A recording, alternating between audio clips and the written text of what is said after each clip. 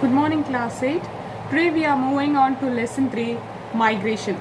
So in this lesson we'll be learning what is migration, who is a migrant, who is an immigrant, who is an immigrant, what are different types of migration, what is brain drain and all.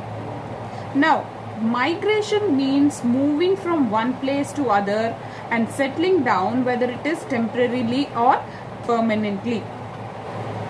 Early man is said to have come from Africa, and he has migrated to different parts of the country with different purposes, maybe with food or with any other purpose. But the major one was food. After that, people started migrating to different places with different purposes, like they started doing business, they started traveling. So this was major purpose for migration. The three main reasons for migration are industrialization, globalization and technology. Because of these three main reasons, we have people moving from one place to the other. So if people are going out of the country, they are known as emigrants of the country. And people are moving into the country, they are coming into the country from different places, they are known as immigrants. Take for example, I am going out from India to US. I'll be an immigrant to India and I'll be an immigrant to US. In the same example, someone is coming out from US to India. He'll be an immigrant to US and he will be an immigrant to India. Right? Migration has started in the 18th century and took its pace in the 19th century. Even in the 19th century, most of the Indians, they moved from India to different countries like Bhutan, Mauritius, Sri Lanka, all these places, even Pakistan, Fiji Islands, Suriname in South America. So in the early 1970s, most of the very technical or technologically very good Indians, they have moved from India to some other places in search of work. So this kind of moving of technologically or skilled persons from one place to other is termed as brain drain. So generally this brain drain takes place because skilled people, they need lot of wages and salaries and all. So if they are not comfortable with what they are getting here, they move on to different places. So that is the cause for brain drain. Mostly even this skilled people's kids, their education and training also will be borne by the destination country. If they are going to some other country, they will be paid by that country. So skilled people will be going to whichever country they are paid more. Right? Now, types of migration.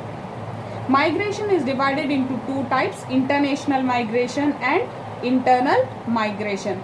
International migration means moving apart to different countries.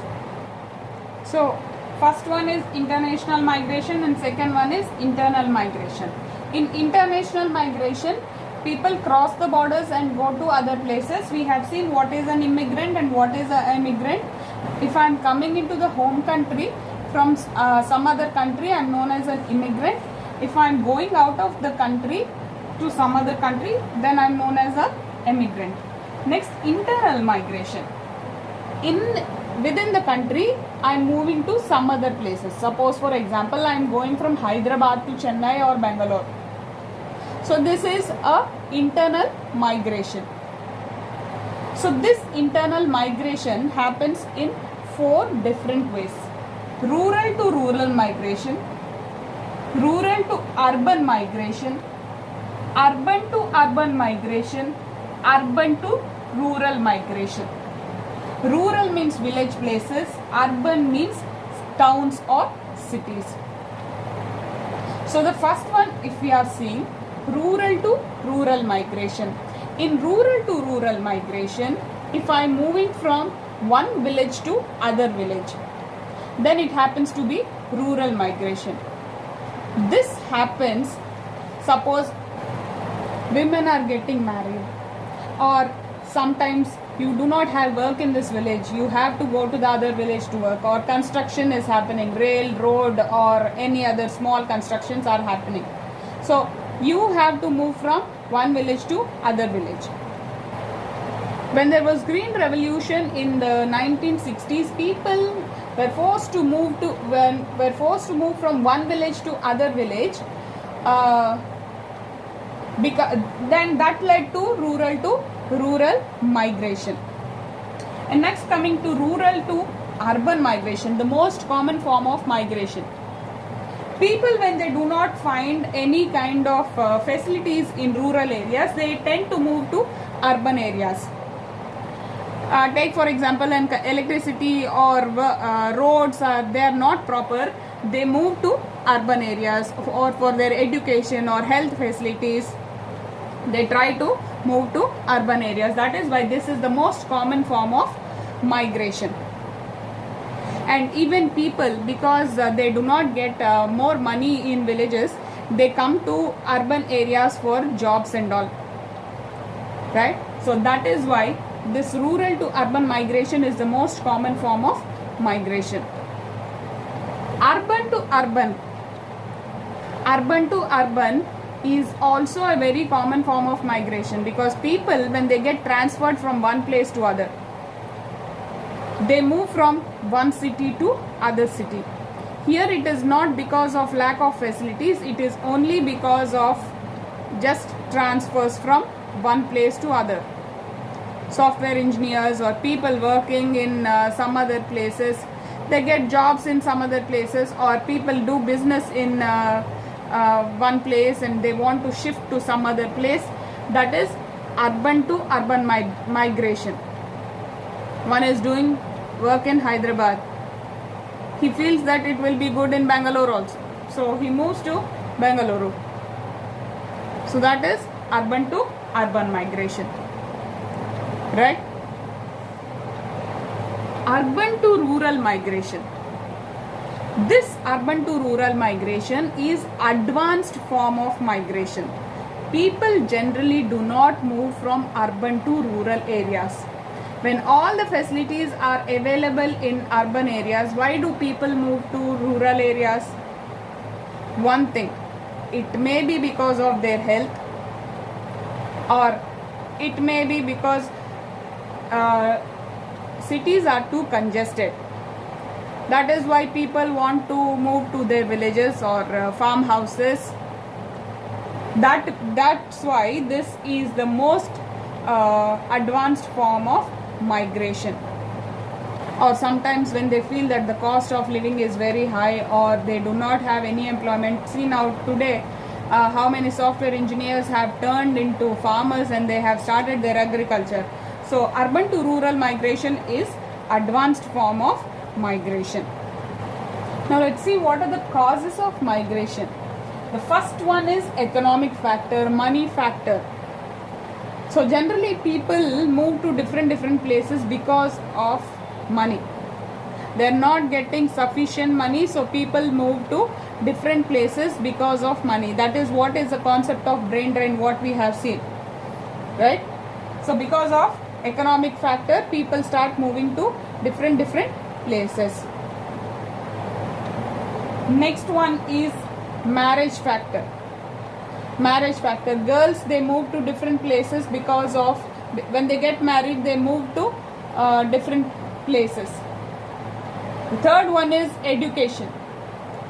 Once you are educated, you get a job, then you move to different places. See how many people they have moved to different countries because of their jobs, right? Last one is lack of security. I do not have security in my place. Now you can see the example of Afghans. Taliban are killing them, so they want to move to different places. Whatever place they want to, they are moving. So lack of security in India, there are so many places like that. One of them is Jammu and Kashmir, previously, not now. So right now the contemporary example is Afghanistan. So in economic factor, we can see not only money, we can see better working conditions.